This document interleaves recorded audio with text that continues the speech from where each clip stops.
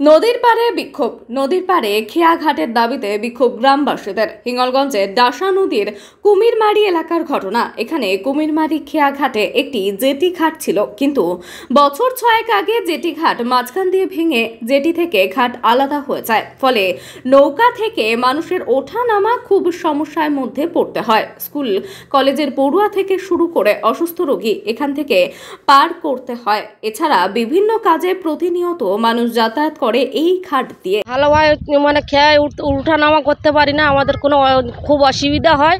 আমরা চাই যে একটা ভালো ঘাট হোক। অনেক বহুদিন ধরে থেকে এরকম অসুবিধা হয়ে আছে, 6 বছর এরকম হয়ে আছে। বাইক তুলতে, সাইকেল তুলতে, বাচ্চা কাচ্চা তুলতে এইসব অসুবিধা হয়, আমরা উঠতে পারি না। খেয়াঘাট না থাকায় প্রতিনিয়ত দুর্ঘটনা লেগেই আছে। বয়স্ক মানুষ, অসুস্থ রোগী, স্কুল পড়ুয়াদের যাতায়াতে যথেষ্ট সমস্যা হয়। নদীর পাড়ে মাটির ওপর কিছু ইট বিছিয়ে যেমন তেমন করে প্রাণের ঝুঁকি নিয়ে দৈনন্দিন যাতায়াত করতে হয় হিঙ্গলগঞ্জের প্রত্যন্ত এলাকার কয়েকটি গ্রামের মানুষের। এলাকার মানুষ বহুবার পঞ্চায়েত থেকে শুরু করে বিধায়ক সবাইকে জানিয়েছে, কিন্তু আজ 6 বছর কেটে গেলেও কোনো সুরাহা হয়নি। অগত্যা আজ এলাকার মানুষ নদীর ঘাটে বিক্ষোভ দেখাতে বাধ্য হলো। আমাদের এই যে খেয়াঘাটটা আছে সামনে, যতটা রানিং যে সব পথযাত্রীরা আসতে পার হতে খুব সমস্যা হয়। কেউ কার হাত পা ভেঙে যাচ্ছে, কেউ বাইক ড্রাইভার নিয়ে যখন গাড়িটা নিয়ে তুলতে পারছে না। মানে নানান রকম সমস্যা আছে। স্কুলের পারাবারের সমস্যা আছে। আমাদের এলাকায় যত যখন মানুষজন ঠিকভাবে চলতে পারে না, যেতে পারে না। রুগী অসুস্থ মানুষ থাকলে মানে অসুবিধা হয় ঘাটের কারণে, বিশেষ করে জেটি ঘাটটার কারণে। এতটাই খারাপ, আজকের 5-7 বছর ধরে হয়ে গেছে জেটি ঘাট ওইভাবে পড়েই গেছে।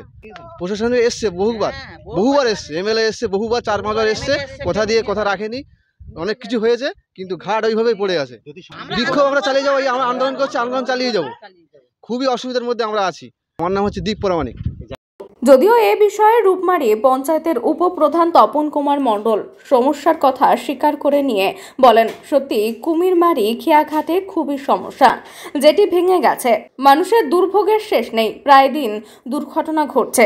আমি এর আগেও কয়েকবার জানিয়েছি, কিন্তু কোনো কাজ হয়নি। আবার ঊর্ধ্বতন কর্তৃপক্ষকে জানাবো, যাতে দ্রুত এই সমস্যার সমাধান হয়।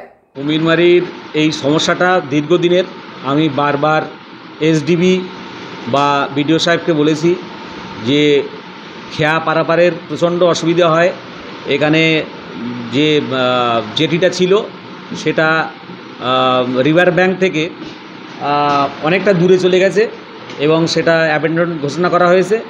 কিন্তু নতুন করে জেটি ঘাটের দাবিতে আমরা বেশ কয়েকবার সুপারের সিটি বা ফোন করে জানিয়েছি, কিন্তু আজ পর্যন্ত কোনো সুরাহা হয়নি। নিত্যযাত্রী তারা প্রত্যেক দিন কাদায় নেমে এবং বাঁশের সাঁকোর উপর দিয়ে পা পিছলে অনেকে পড়েও গেছে এবং বাইক পারাপারের সত্যিকারেই খুব অসুবিধা হচ্ছে। যাতে অবিলম্বে ওখানে নতুন জেটি তৈরি হয়, তার জন্যে আমি মানে এসডিবি বা সংশ্লিষ্ট কর্তৃপক্ষকে অনুরোধ করব। আমার নাম তপন কুমার মণ্ডল, উপপ্রধান, রূপমারি গ্রাম পঞ্চায়েত। ঘাটের খুব সমস্যা। স্কুল কলেজের ছেলেমেয়েরা সব যায়, সব অনেক সময় খুব রিস্কে পার হতে হয় এখানটায়। আর অনেকে পড়ে গিয়ে হাত পা ভেঙে যায় এখানটায় এই ঘাটে। এই 5-6 বছর ধরে এগুলো হচ্ছে এরকমই। প্রশাসনকে জানানোর কোনো কাজই হয়নি এগুলো। আপনার নাম? নাম গোবিন্দ মণ্ডল। চলছে, চলবে। কুমিরমারি খেয়াঘাটে তার সমস্যার সমাধান চাই, সমস্যা চলছে, চলবে। আমরা আজকে একসাথে ঐক্যবদ্ধ হয়েছি এই জেটি ঘাট থেকে সুস্থভাবে ঠিক হতে পারে, তার জন্য আমরা বিক্ষোভ চালিয়ে যাচ্ছি রাস্তায়।